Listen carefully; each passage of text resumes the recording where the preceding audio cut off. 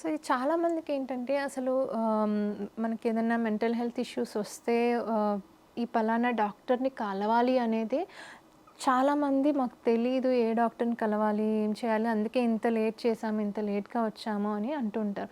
Not only రూరల్‌లో అనే కాదు, even in cities or urban ఏరియాస్‌లో కానీ ప్రొఫెషనల్స్ కూడా ఏంటంటే ఆహ్, సైకియాట్రిస్ట్ అంటే తెలీదని కొంతమందంటారు. అప్రోచ్ అవ్వడానికి కొంతమంది ఇబ్బంది పడుతూ ఉంటారు. బట్ ఏంటంటే ఒకవేళ సైకియాట్రిక్ ప్రాబ్లమ్ ఉన్నప్పుడు రైట్ టైంలో అప్రోచ్ అవ్వడం చాలా అవసరం.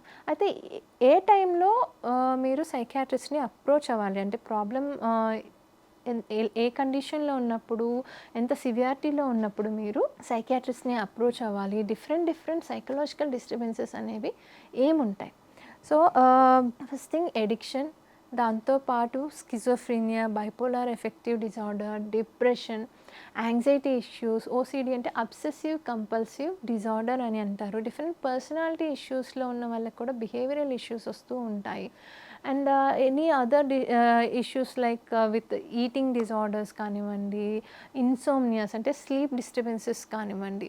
సో, ఇలాంటి డిఫరెంట్ ఇష్యూస్‌తో సైకియాట్రిస్ట్ దగ్గరికి వస్తారు. అయితే ఎప్పుడు సైకియాట్రిస్ట్‌ని కలవాల్సిన అవసరం ఉంటుంది. ఫస్ట్ థింగ్, అందరికీ స్ట్రెసెస్ అనేవి ఉండొచ్చు లైఫ్ టైంలో. బట్ ప్రతిసారి స్ట్రెస్ వచ్చినంత మాత్రాన వెంటనే సైకలాజికల్ డిస్టర్బెన్స్ వస్తుందా అంటే కాదు. మనం ఒక సర్టెన్ లిమిట్ వరకు స్ట్రెస్‌ని టాలరేట్ చేయగలుగుతాం.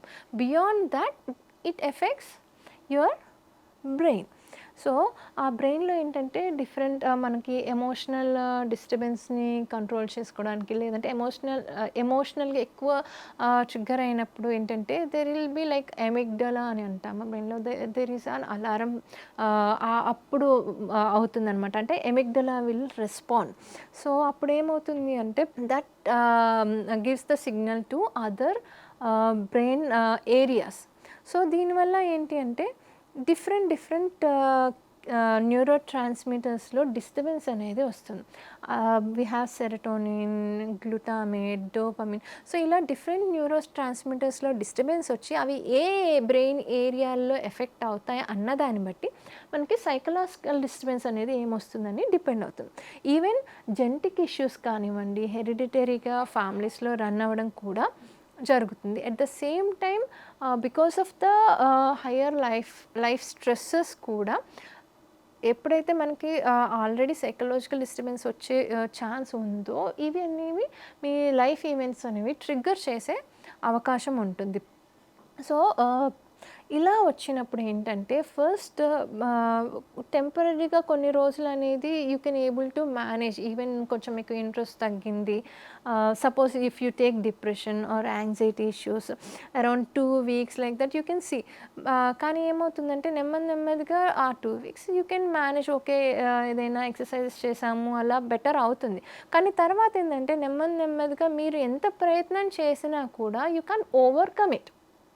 సో, అప్పుడు మీరు లోగా ఫీల్ అవ్వడము, ఎవరిని కలవకపోవడము, ఇంట్రెస్ట్ తగ్గిపోవడము, స్లీప్ డిస్టర్బెన్స్ రావడము కానివ్వండి, ఫుడ్ ఇంటేక్‌లో డిస్టర్బెన్సెస్ రావడం, ఐదర్ తక్కువ తీసుకోవడం, మరీ ఎక్కువ తీసుకోవడము.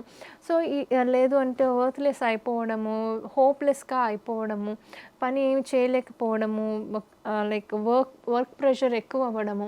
సో, ఇలాంటివన్నీ వచ్చినప్పుడు ఏంటంటే కొంత లిమిట్ వరకు మైల్డ్‌గా ఉన్నప్పుడు మేనేజ్ చేస్తారు. Then after 2 weeks or 2 months, 3 months then slowly increases.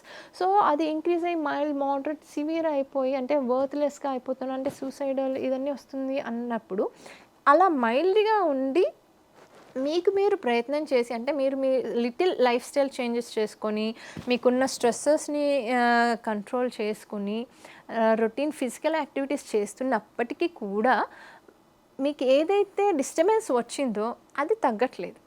Then definitely that is the time where you should approach your psychiatrist. So, ఆ టైంలో మీరు తొందరగా సైకియాట్రిస్ట్‌ని అప్రోచ్ అవుతుందంటే ఇమ్మీడియేట్‌గా ట్రీట్మెంట్ స్టార్ట్ చేసినప్పుడు రిజల్ట్ కూడా బెటర్‌గా ఉంటుంది.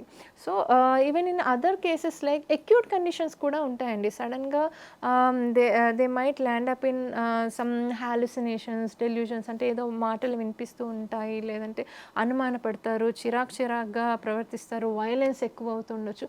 అలాంటి కండిషన్స్‌లో ఏంటంటే ఇమ్మీడియేట్‌గా దే షుడ్ అప్రోచ్. ఆర్ స్లోగా కూడా ఇలాంటి కండిషన్స్ వచ్చే అవకాశం ఉంటుంది. లైక్ స్కిజోఫ్రీనియా అంటాము.